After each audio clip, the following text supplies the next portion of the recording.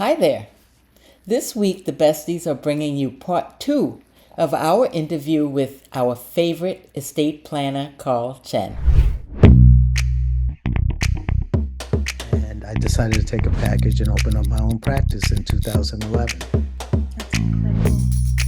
Incredible. Thank And you. we want to hear about that because you're doing all the things. And Yeah.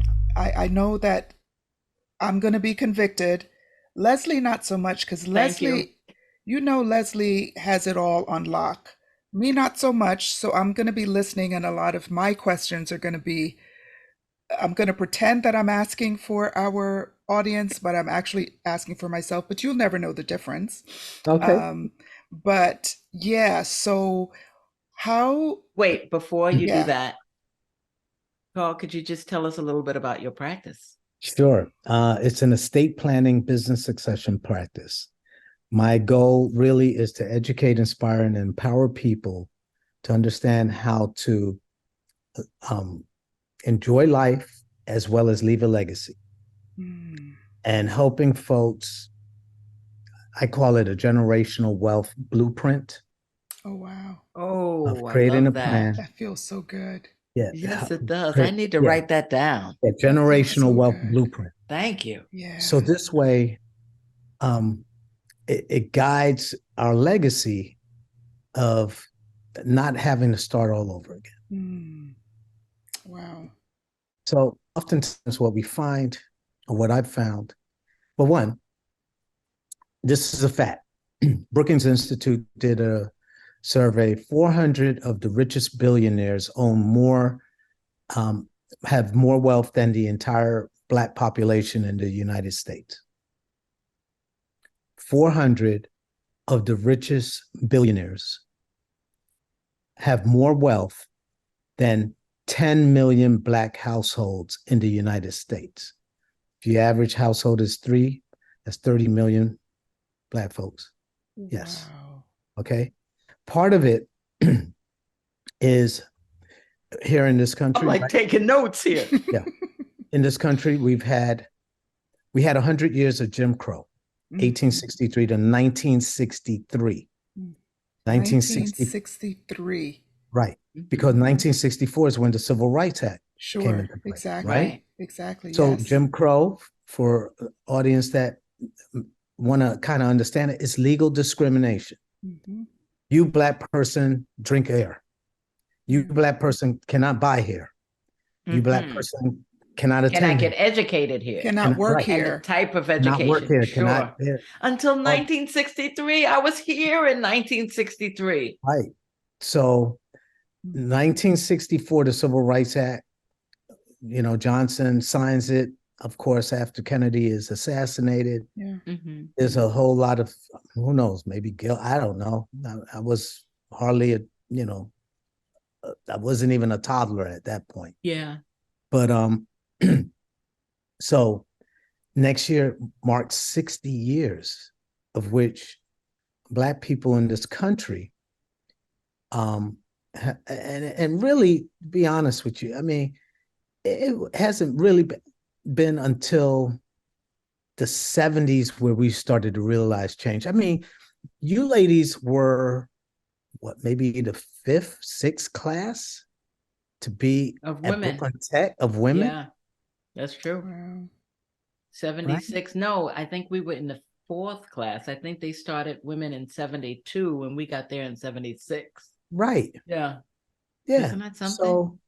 So when you think of that, when you think of the dynamics of opportunities, you think about, I think about when my mom wanted to move to Starrett City at the time, because we lived at Fairfield Towers over by, yeah. So, community was changing and everything else. She wanted to move to Starrett City. They told her, we've met our quota. Wow. Right? That's it. Yeah, people think that when the laws change, it just immediately, all of a you flip sudden, a switch and it we're all goes away. post-racial now. Yeah, right. Yeah, post-racial. And this is in the 70s. Damn. Yeah. Right? Yeah. So when you take that into consideration, you That's take into perspective. consideration many of us are Mm-hmm. first, second generation of us acquiring wealth. Yeah. And more importantly, we are the richest generation of Black people in this country. We are. We are. The Okay. boomers are, you mean?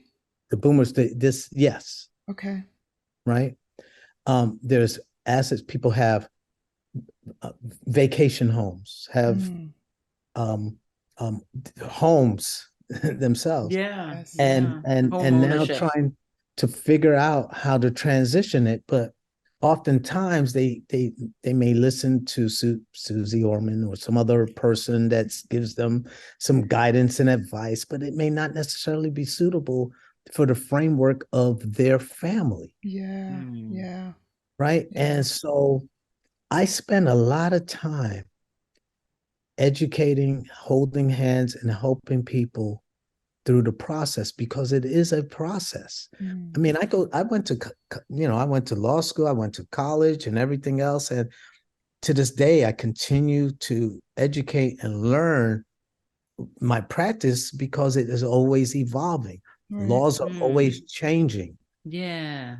I'm involved as a chair of a subcommittee for my state bar association estate and trust section. Mm, And one of the things I'm fighting for, I'm like maybe the fourth chair on this, is changing the inheritance law in Maryland. Because Maryland is one of the few states that has an inheritance tax. So if you want to give to your niece, nephew, or you're receiving from your uncle, Wow. or you're giving to your cousin or friend, mhm. there's going to be a 10% tax. Wow. Oh.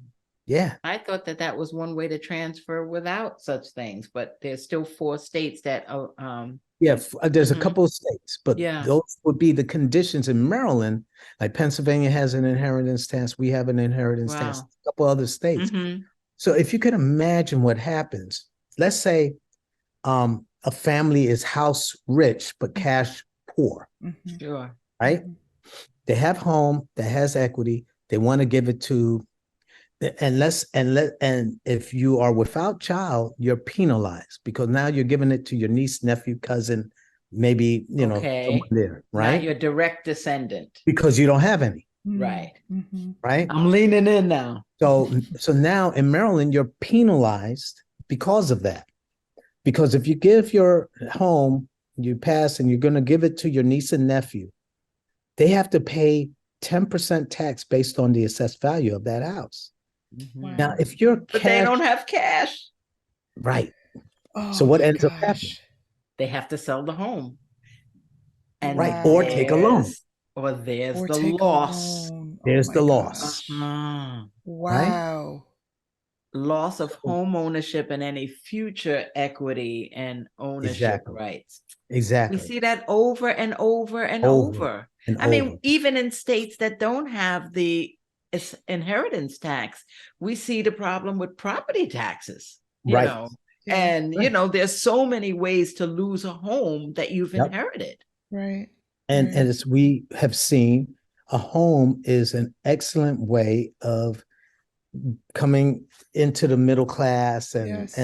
staying Yes. Sure. there or moving up beyond that Or pulling area. up your bootstraps, as Mhm, they Right. say. mhm. Right. So home ownership gives a lot of opportunities for, you buy a home, you move, you sell it, you go to another home in a different area and you sell it. And perhaps all of that also ties into opportunities for your children and things of that sort, right? Right. Yeah. Right. So Wow. that and seeing a lot of times people coming to me because a loved one gets sick, incapacitated, and it's too late. They don't have a power of attorney. They don't have a healthcare power of attorney. And Yeah. so now what has happened? All of what I'm doing with you is things that create conflict in court, Right. right? Because And within often, families.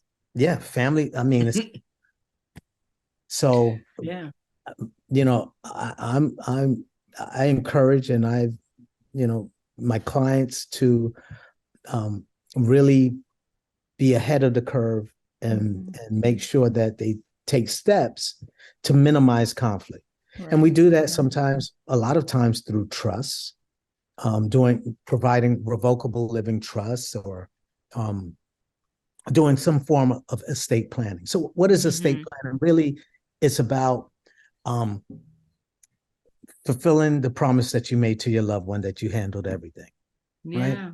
I look at it Wow. as like a love gift to your It family. is a love gift. Yeah. Wow.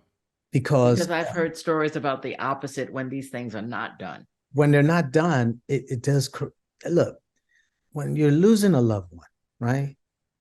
You're grieving, Yes. right? I mean, at that time, you're dealing with going to a funeral home, and they're already telling you, and everything is about money. Right. It's going to cost this. Well, if you want that kind of casket, it's going to be this. And then you're saying in the back of your mind, man, I don't want them just in a pine box. They're worth a little bit more than that, blah, blah, blah. And you're grieving and you're trying to figure it out. In the meantime, you're getting letters from the mortgage company and other people. Sorry about your loss. However, there's this debt and obligation, blah, blah, blah, blah. And then there's all this stuff that is coming in. And then if you have the perfect family where nobody is worried about, well, is there any money? Or what?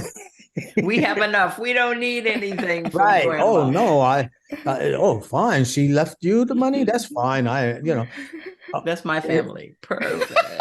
Perfect, right?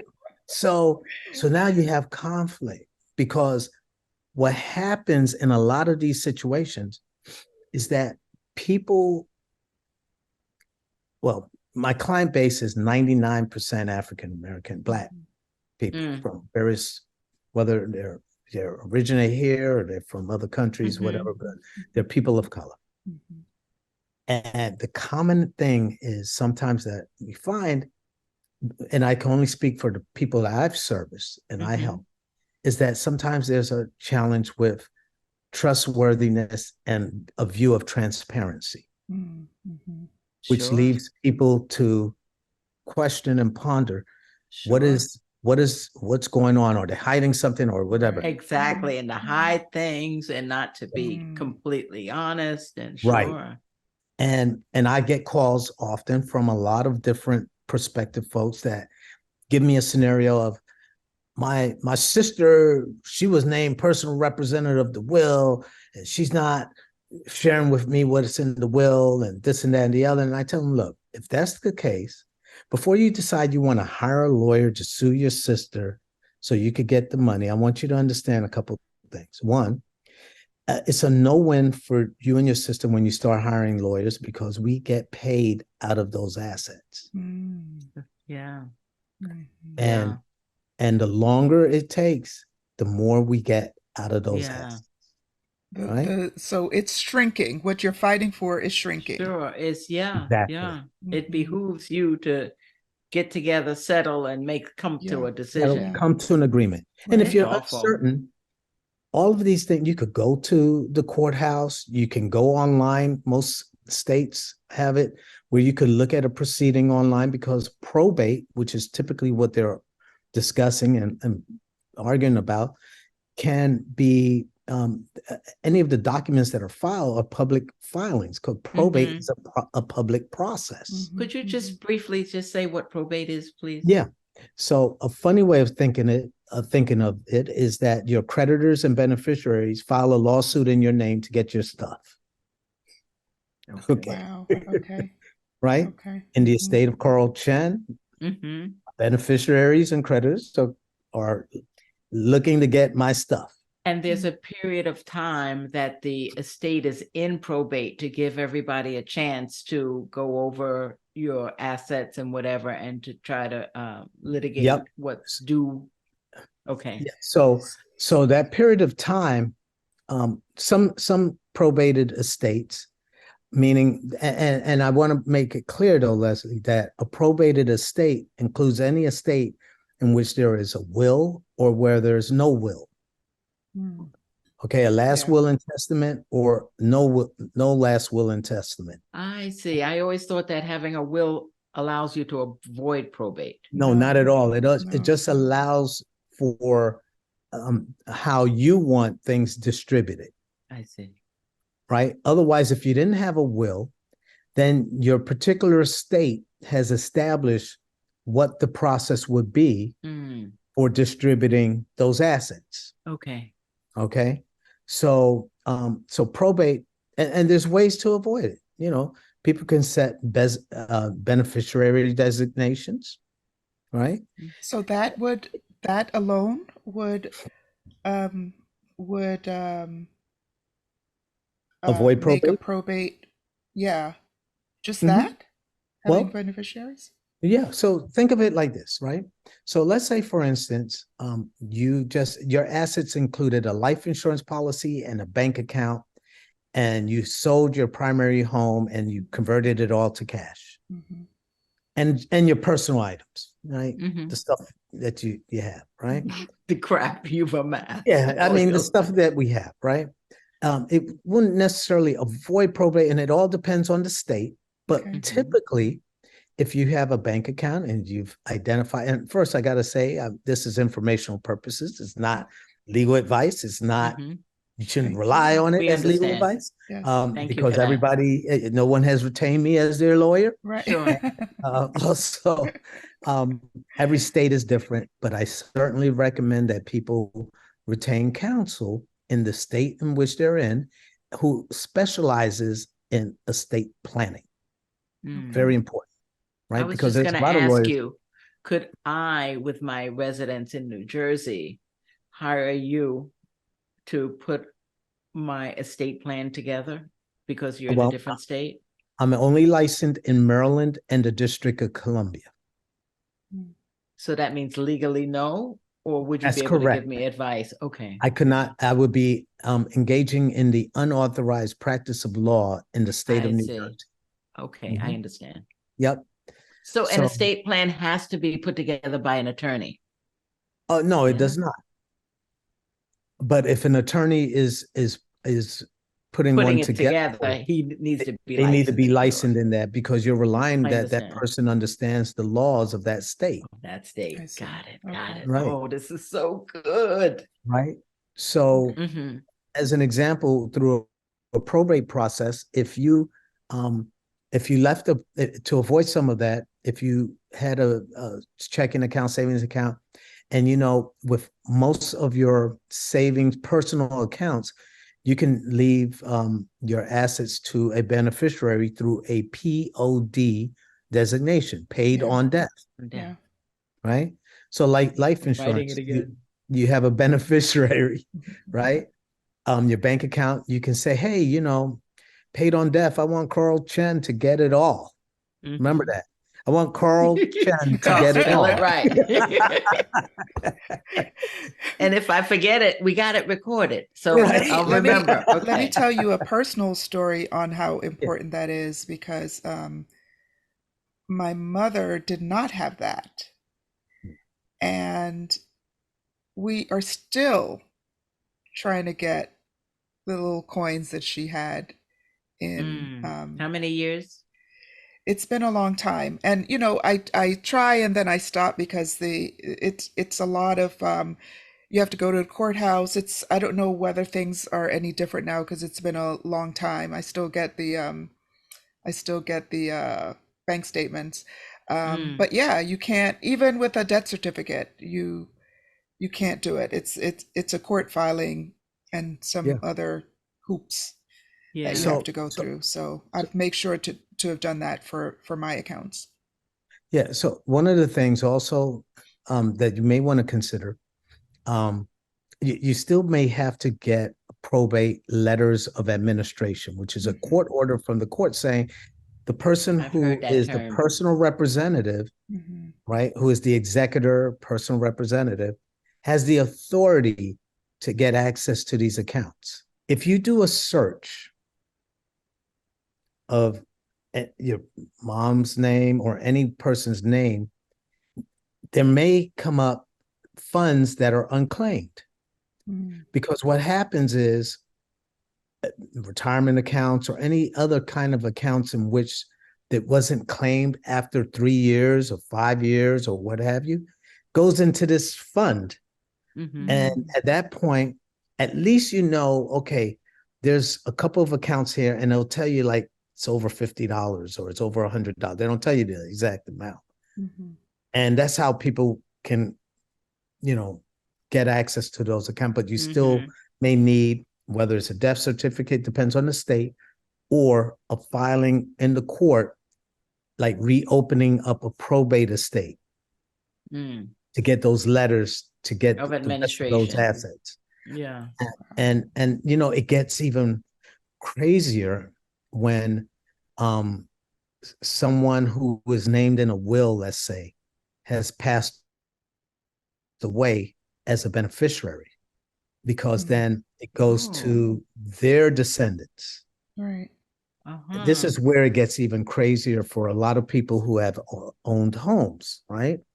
So let's say in the South, and let's say we're in South Carolina, and let's say this is a family, this has been a home that's been in the family since 1910. And there really wasn't a probate done. It really wasn't anything. It was just that it was Mama's house. And after Mama passed, and uncle stayed there and cousin stayed there. And we all know. And then somehow or another, it was somebody else who's staying there, but it's family related. Yes. I'm actually in that situation right now. All right. And then somebody decides, I'm going to sell the house. Well, then when the title comes, it's going to be like, well, we don't have anything that shows you own this house. The last person that owned this house was Mary Smith. Do you know her? Oh, yeah, that was my great grandfather. Right. Yes. So now you have to do like a family tree. Oh my gosh. Right? This is why planning is so important. Yeah.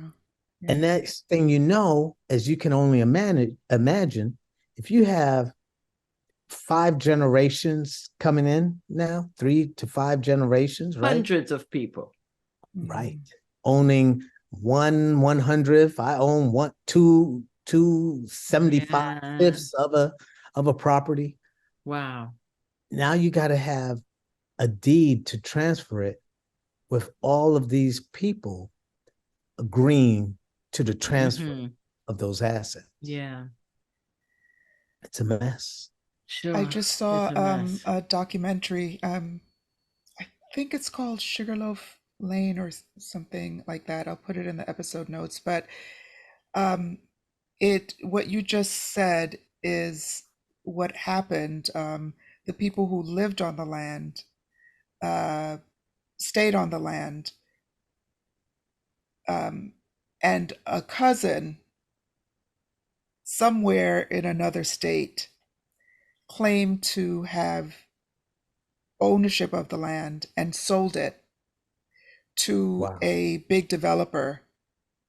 And the court ruled in the developer's favor, even though these people never left the land, and ordered them to get off the land.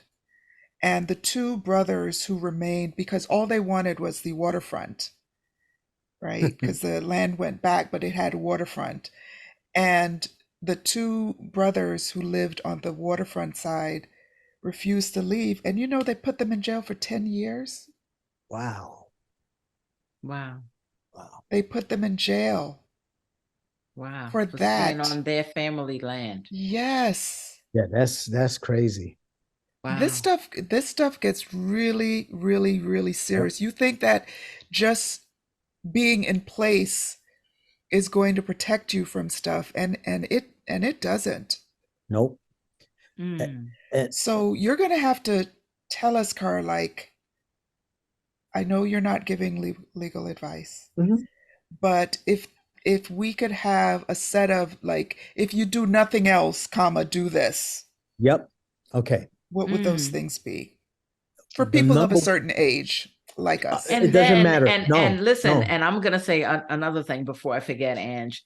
Karl, I'm inviting you to come back, because I'd also want, in addition to this conversation, we really need to have a part 2 about the specific documents that people in other states, not Maryland, should seek out and why and things like that. It's really Yeah. important. Obviously, the people who are in Maryland, you'll be able to tell them all about it, but Right. because they're all coming to you. Yes. But yeah, and So Yeah, go ahead, Karl.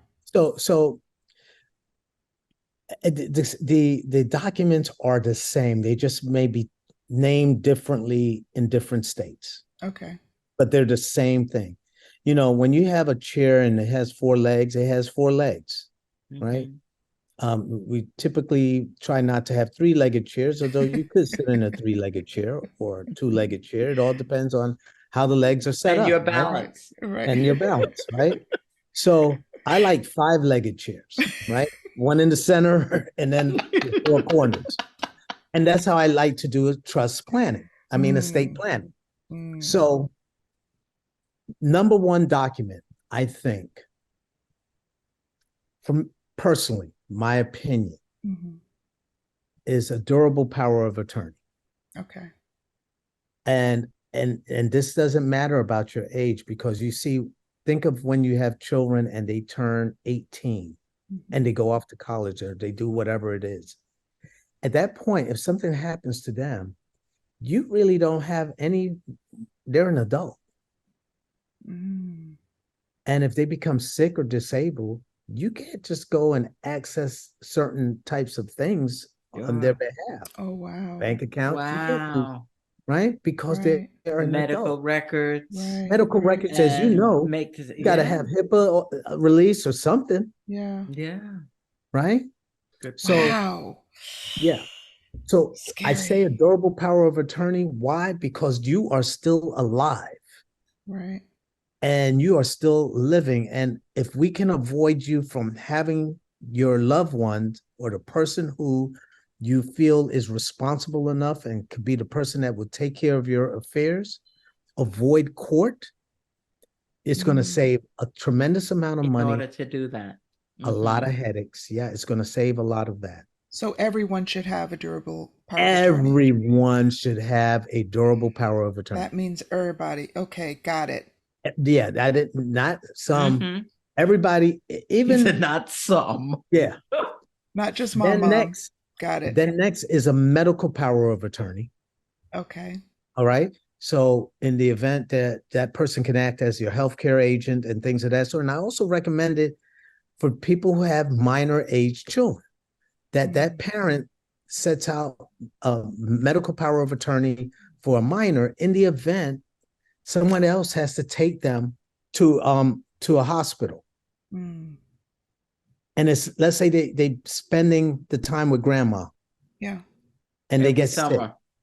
Yes. Right? So now grandma has to figure out, and the doctors, well, what authority does she have to make medical decisions?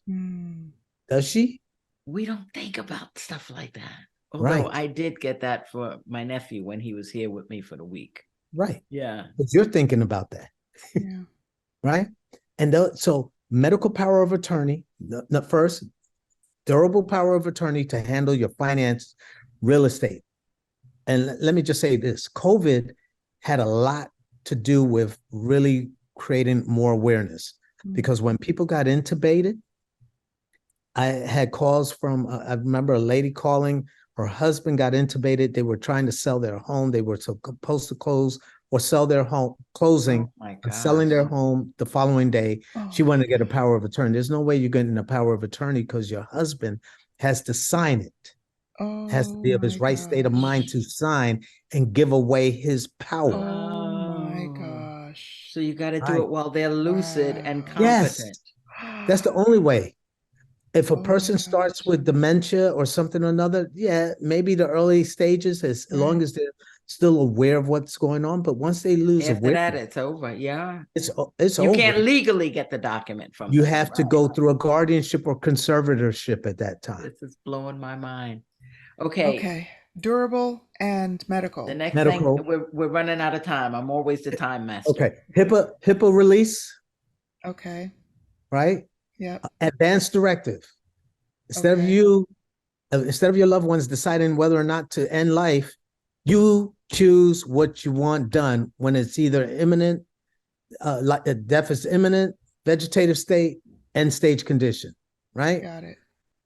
Then a will. Yep. I say beneficiary designations, make sure those are up to date and current, up to date on your deeds and stuff like that. Generational wealth is acquired through a trust, because at that point, that's the title there. You don't have to worry about it being spent off or anything else. You can control exactly how it should end up. Okay. I'm writing that down too. My mind is blown. Man, this is life-saving information here. It really is. Sanity saving. You know, you can put the stuff to at ease. You don't have to carry the burden around worrying. Right. Got it. Yeah. Wow. So I got work to do. I got work to do. You and me both. I got work to do. You and me both. Karl, I know we're almost out of time. What is the most satisfying aspect of your work? Oh, wow. Watching people sign off on these documents and getting a sense of relief and knowing that a child is protected, that loved ones down the road are going to be taken care of, that my client has a plan in place in the event they become sick or disabled, and the fact that I know I am helping people create generational wealth. That's a beautiful and even more satisfying, because I came from a corporate background and stuff like that. And I'm in Prince George's County, which is probably one of the richest counties in America, composed of a majority Black community. And that's even nice. I've helped single moms.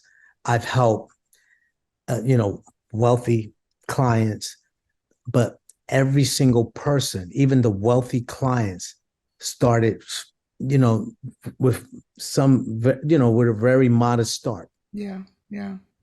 And so to help them continue on, and knowing that children I've had clients bring their sons, their daughters, who are like 20 years old, to sit through a session, and I'm in there with them to 8:30 at night, and sitting down with my second generation and teaching them. Yeah, that's fulfilling. That's a beautiful I love thing. that. Thank you so much. We appreciate. That's like a mic drop. Yeah. We appreciate what you do for the culture, for, I know you'll serve anyone, but I think it's really important because there's such a lack of information in our community, and the impact of not having these things are so devastating because it took so long to acquire, right? It's just like when I think about just when I'm going on a little tributary, just a little one. When you think about places where things were robbed from us, like in Wilmington, North Carolina, in Rosewood, and all of these places, Manhattan Beach now, all of these places where things were taken from us, it takes such a long time to recover from generations loss. And so to know that there is a way to protect us now, so that it continues as a legacy. I think it's amazing. We're grateful for you and for your friendship. The one final thing I do want to say is that, same here. That's I appreciate the best you part guys. of it. It's like seeing you as a grown up. I know. I'm thankful for Facebook and things like that to keep us in tune, because, I think the last time I saw you guys was, in person. Yeah. Was at the last reunion in 30. I think our 30th. 30th. No, it was later than that. No. Well, what's the last one he was at? Because we were there. I think. Yeah, I did the last one that I saw you guys at May have been 35th. We were on the boat. Well, that was 2010. We've been on the boat a few times. That was 30th. That was 30. Our boat or Tech's boat? Our boat? Our boat. I think it was the 30th. I think I have think some so. pictures with you actually. Yeah. Mhm. That was the let's 30th. Put it up on our Yeah. Yeah. Facebook And then On page. Patreon. We'll put it on Yeah. Patreon. and then 2020 just was jacked up Yeah. altogether. Yeah. We were Yeah. all No. ready. We were all That was ready. And crazy. then Yep. a week before we had to shut That it was Yeah, down. crazy. and then our End of DJ March. passed, right? Yeah, our DJ And got then COVID. Jonathan, Yeah, I mean, Jonathan, So we yes. lost a lot. We Lot. lost Yes, we many did. people. Nadine. Yeah. Oh, that's Yeah, right. yeah. Yep. Yeah, Nadine. We lost quite a bit. It's a period of time that I'll never forget. Remember, I never stopped working, so Right. Oh I yeah, you were in front line. continued working in the yeah. ICU, and I was putting the people on ventilators and Right. turning them and different. It was just a horrific Wow. time, and Yeah. I thank God that we've all made it. Yep. Yeah. Do that. And here we are.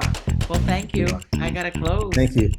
All right. Thank you so This much. has been Love another you. episode of Black Boomer Besties from Brooklyn.